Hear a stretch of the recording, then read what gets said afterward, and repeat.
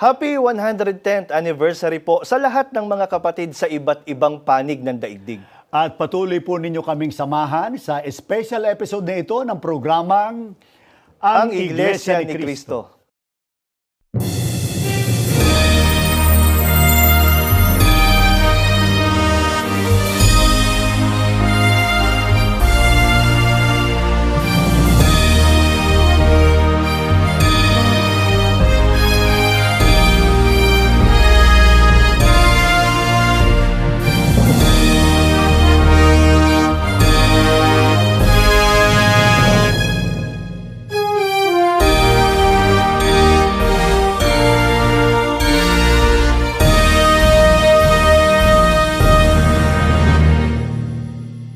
As the entire Church of Christ all over the world celebrates the 110th anniversary, it's also important for us to reflect on what God has done, for which we are thanking Him. When it comes to the overseas mission and the Church of Christ beginning in 1968, what many members should also remember is that only 5 years before that was the passing of God's messenger, Brother Felix Manalo. But under the stewardship of the succeeding executive minister, Brother Eray Manalo, again, 5 years after the passing of the messenger, was the beginning of the church's gatherings outside the Philippines. Brother Eray Manalo went to first Hawaii, July 27, 1968, was the worship service he officiated in Eva Beach in Honolulu. And even though it was a small handful of brethren, we know that from there, the expansion already was beginning. When Brother Eray Manalo went to California after that, also the start of the congregations also in California. Now, when the church began, what many could see was these gatherings of Filipinos. And there are those who might have thought, well, this is just a Filipino church. But little by little, the numbers of non-Filipinos started to grow. From what began as 2 congregations abroad, the congregation in Honolulu and the congregation in San Francisco, when Church of Christ members started sharing the faith, the church itself also started to spread different places. And the time came when the church had already reached many different parts of the world, and significant among the places the church reached. In July 27th of 1994, Brother Eray Manalo led the worship service in Rome, Italy. Now, 1 month before that, Brother Eduardo Manalo, then the Deputy Executive Minister, was already there preparing the paperwork, the registration, the members for the worship service, and he was the Bible reader for Brother Eray Manalo as he preached in that very spiritual, very special worship service. And what makes that gathering particularly significant is because also the scriptures tell us that before the Lord Jesus Christ returns, there will be a restoration of all things. When it comes to the restoration of the Church of Christ to the places that had been reached by the first century church, the church during the time of our Lord Jesus and His apostles, the very origin place, the very beginning where our Lord Jesus Himself established the Church of Christ, was none other than Jerusalem in Israel. And so it's no surprise that less than 2 years after the church had its special worship service in Rome, Brother Eray Manalo, along with Brother Eduardo Manalo and a number of other ministers, went to Jerusalem, Israel. The worship service there on March 31st, 1996, where Brother Eray Manalo led a very spiritual worship gathering where the prophecy speaking about the mission and speaking about God Himself wanting to bring His people back to the original home. That there are also other significant worship services that Brother Eray Manalo led after the return of the Church of Christ to Jerusalem. About a year later, also officiated a worship service in Athens, Greece, where Brother Eduardo Manalo, as the deputy of the executive minister, was visiting whirlwind, rolling visitations all throughout the United States. For every visitation in the strengthening of God's people, holding on to God's words, the result naturally of further growth. that Brother Eran Manalo also sent Brother Eduardo Manalo to preach as well in Europe and even in the Middle East and in other places in parts of Asia. And so when the time came when Brother Eran Manalo was laid to rest and Brother Eduardo Manalo became the executive minister in September of 2009, that's why this year also the celebration of the 15th anniversary of Brother Eduardo Manalo as executive minister, specifically on September 7th. But under Brother Eduardo Manalo, if you recall back then, that the number of countries and territories that the church had reached was actually only about half of what it is today. And so in 15 years, the expansion has nearly doubled now that we have 166 countries and territories. We can see also when Brother Eduardo Manalo led the entire Church of Christ in the centennial celebration, praising God for all the blessings He has been giving to the church. About a month later, he himself was in Africa. And with Africa, we could see such rapid expansion. When we got there, there was the congregation that was in South Africa. But now since then, there are approximately 30 to 40 congregations in each of the three ecclesiastical districts in Africa. But for us, when we look at the scriptures, we really should not be surprised. Because when it comes to what Brother Eduardo Manalo is leading now as he shepherds the Church of Christ, this is the last mission of salvation. So we shouldn't be surprised that what normally is not humanly possible, that a church that began in a small country in the Far East with one man, expanded throughout that country in the Far East. Under the leadership today of the Executive Minister, Brother Eduardo Manalo, we should not be surprised of the victories of the church reaching so many places as you anticipate the Church of Christ reaching all the remaining countries and territories as we prepare for the Lord Jesus Christ's return in the day of salvation. Gaya ng ating tinalakay sa mga nagdaan, kapatid na Glenn, at sa mga dati na pong sumusubaybay, pinatunayan sa atin sa pamamagitan po ng mga talata sa Biblia na ang Panginoon Jesucristo ay nagtayo ng iglesia noong unang siglo na tinawag ng mga apostol na Iglesia ni Cristo. Pero hanggang saan lumaganap ito sa panahon ng mga apostol, kapatid na Glenn? Opo, nakarating po ang Iglesia ni Cristo noong unang siglo sa dako po ng mga hintil.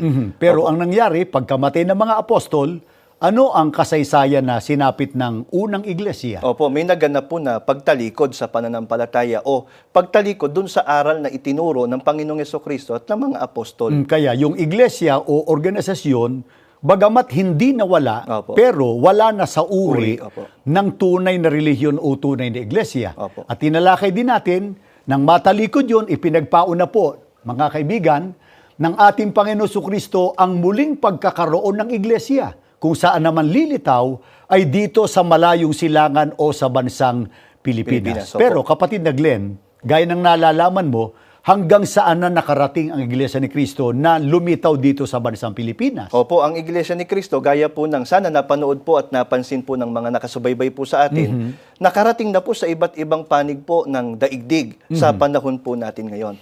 At kapatid na Michael, yan po ang isang hinahangaan at marahil ipinagtataka rin po ng mga nagsusuri sa Iglesia ni Cristo. Paano raw po na itong Iglesia ni Cristo na lumitaw po dito sa Pilipinas na gaya nga po ng alam ng marami ay kabilang po sa third world countries. Sa bakit yun, nasa mahirap na Opo. bansa lang. Opo, at lumagana po sa iba't ibang panig po ng daigdig. Sa panig kasi natin, kapatid na Glenn, ng mga kaanib sa Iglesia ni Cristo, Opo.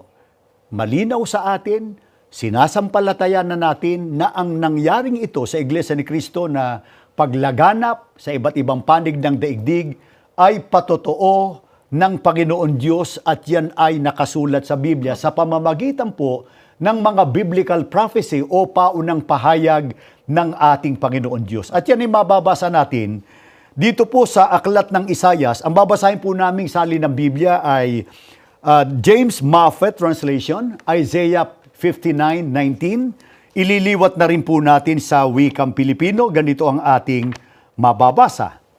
Hanggang sa malayong kanluran, katatakutan ng mga tao ang walang hanggang Panginoon. At sa silangan, makikita nila ang kanyang mga kamangha-manghang gawa.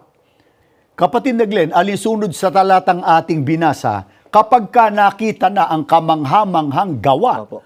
at kapangyarihan ng Panginoon Diyos sa silangan, ay katatakutan naman o makikilala ang Panginoon hanggang doon sa malayong kanluran, far west. Opo, kapatid na Michael, alang-alang po sa mga nakasubaybay po sa atin, baka po kasi naitatanong nila, alin po yung kamangha-manghang gawa ng Panginoong Diyos na makikita po sa silangan?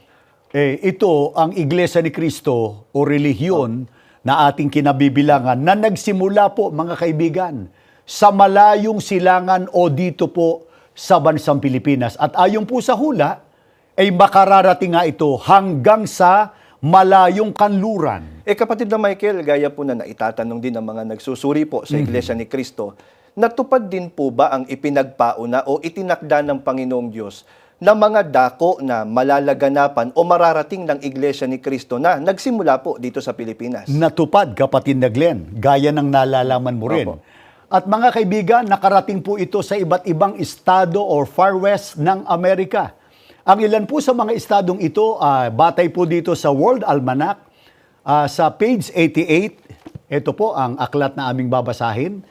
Babasahin natin sa page 88 ng aklat na ito, ganito ang ating mababasa. Far West, California, Nevada, Oregon, Washington, Alaska, Hawaii. Ito po ang mga estado ng Amerika na bumubuo sa malayong kanluran, kapatid na Glenn, na mararating ng Iglesia ni Cristo. Opo, kapatid na Michael, kailan po natupad ang sinasabi po ng hula ng Biblia na yung gawain po ng Panginoong Diyos na magmumula sa silangan ay makararating po sa malayong kanluran? O gaya ng nalalaman mo at alam din ng mga matatagal ng kaanib sa Opo. Iglesia ni Cristo, natupad ito ng pangasiwaan ng kapatid na Eranio G. Manalo, siyang namamahala noon sa Opo. Iglesia. Nung pangasiwaan nila, noong July 27, 1968, ang unang pagsamba sa Hawaii. Opo. Ang Hawaii, kabilang sa Far West o estado na saklaw ng Amerika. At sinundan ito, ang pangyayaring ito, ng pangasiwaan din ng kapatid na Eranio Manalo, ang pagtitipon doon sa San Francisco, California. Kaya mga kaibigan, ang pangyayaring ito, we would like to emphasize this. Ang pangyayaring ito po, ang pagsisimula ng Iglesia ni Cristo sa Far West o malayong kanluran, at mula noon, ay lumagana po ang Iglesia ni Cristo sa Estados Unidos ng Amerika at nakarating ito, kapatid na Glenn, Opo. ngayon, sa iba't ibang panig ng daigdig. Opo, ang mahalagang maitanong naman po natin ngayon, ano naman pong kalagayan ng Iglesia ni Cristo sa panahon po natin ngayon? Mga kaibigan, yan po ang ating aalamin sa amin pong pagbabalik.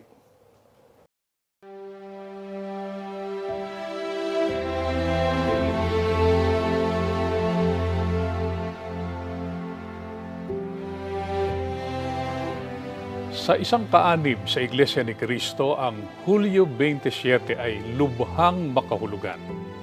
Hinihintay niya ito na masaya ang damdamin at nagdiriwang ang puso. Lubos ang kanyang pasasalamat sa Panginoon Diyos sapagkat ito ang kaarawan ng muling pagbangon ng tunay na Iglesia.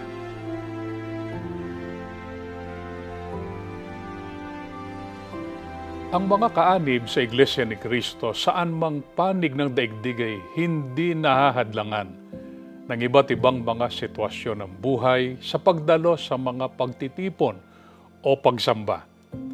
Ano man ang kanilang kultura, kalagayan ng pamumuhay, anuman ang klima, mga kalamidad o usaping pangkapayapaan sa kanilang bansa, mapagitnaman sa mga digmaan o anuman ang mga hadlang na may bantang pumigil sa kanilang pagsamba, ay buong tapang na sinusuong ng mga mananampalatayang kaanib ng Iglesia.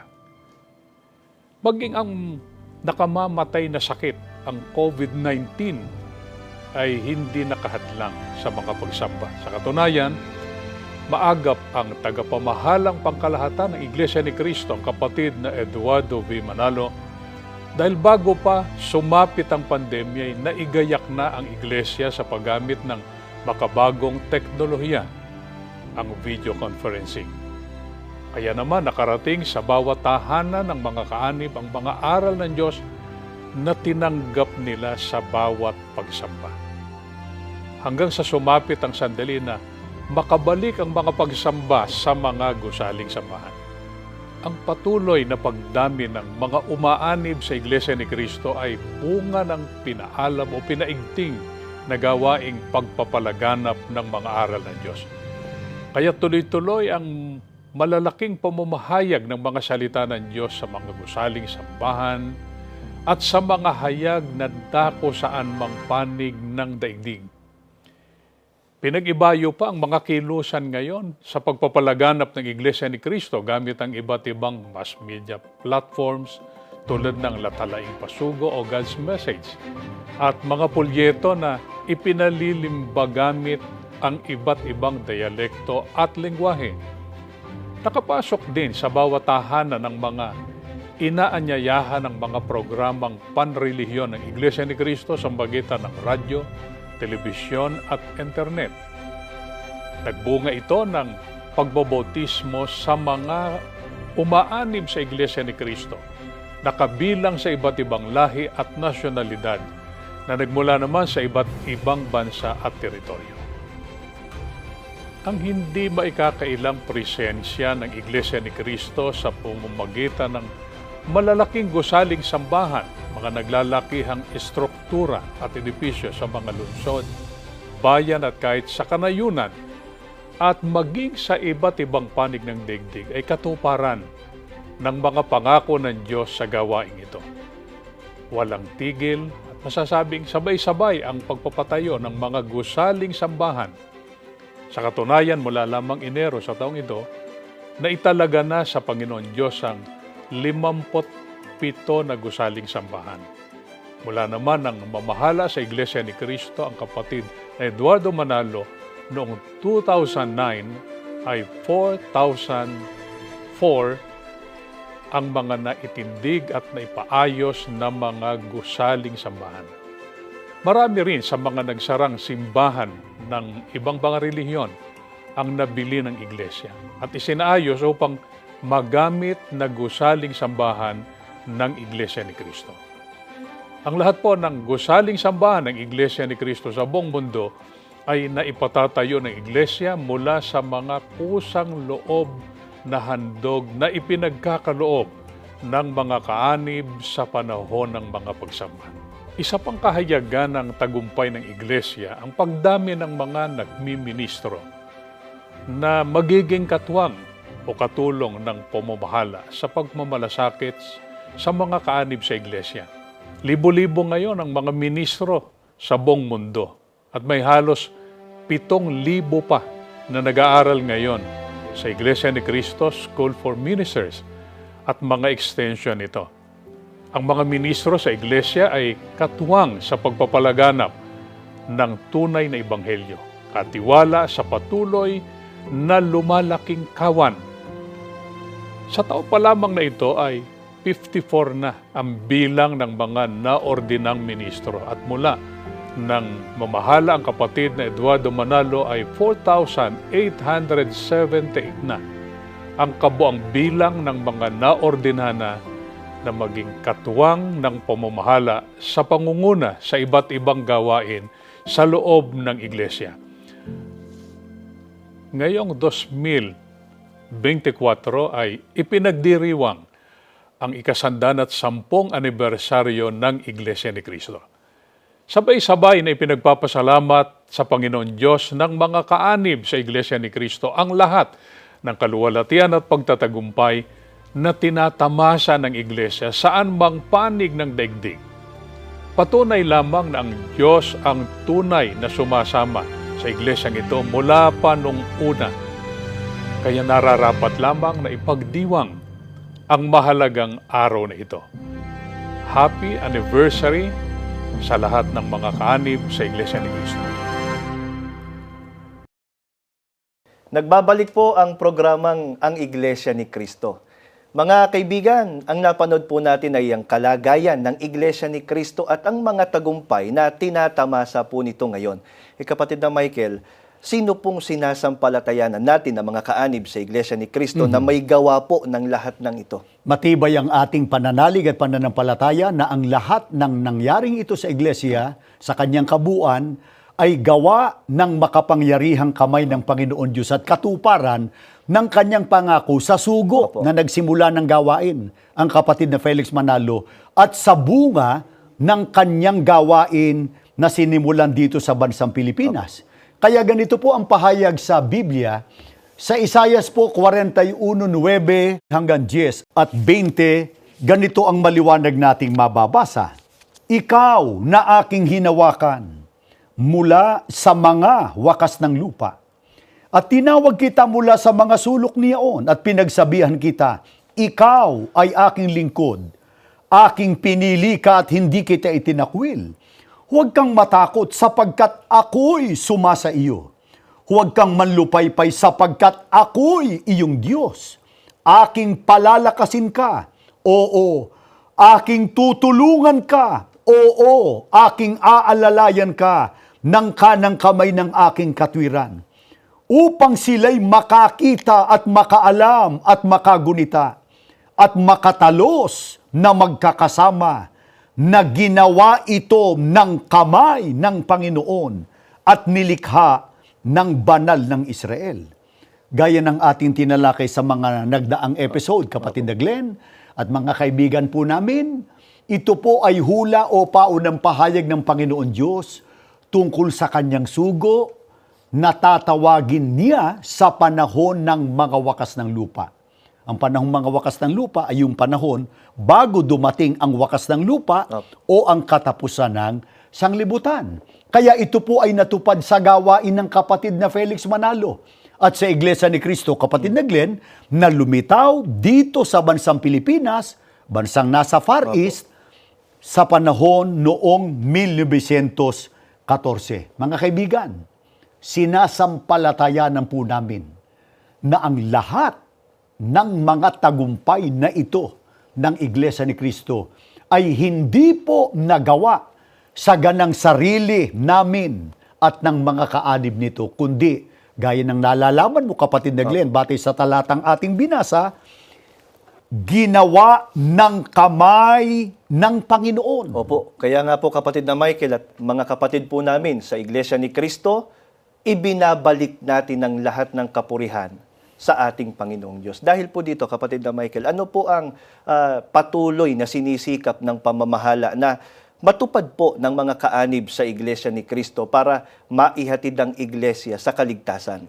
Ang mababasa natin ay nilalaman ng Exodo 33:13, batay po doon sa isang salin ng Biblia na Translation for Translators.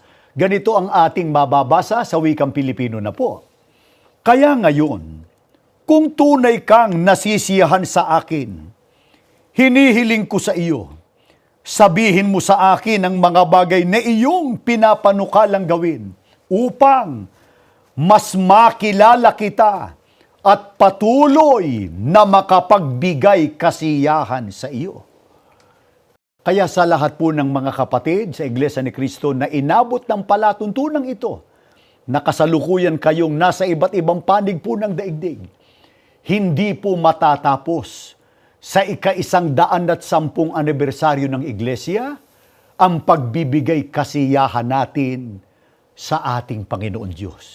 Kundi, ito ay patuloy nating itataguyod sa pangunguna po ng ating tagapamahalang pangkalahatan, ang kapatid na Eduardo Manalo, hanggang sa tayong lahat ay makarating doon sa piling ng Diyos sa paninirahan sa bayang banal pagdating po ng takdang panahon.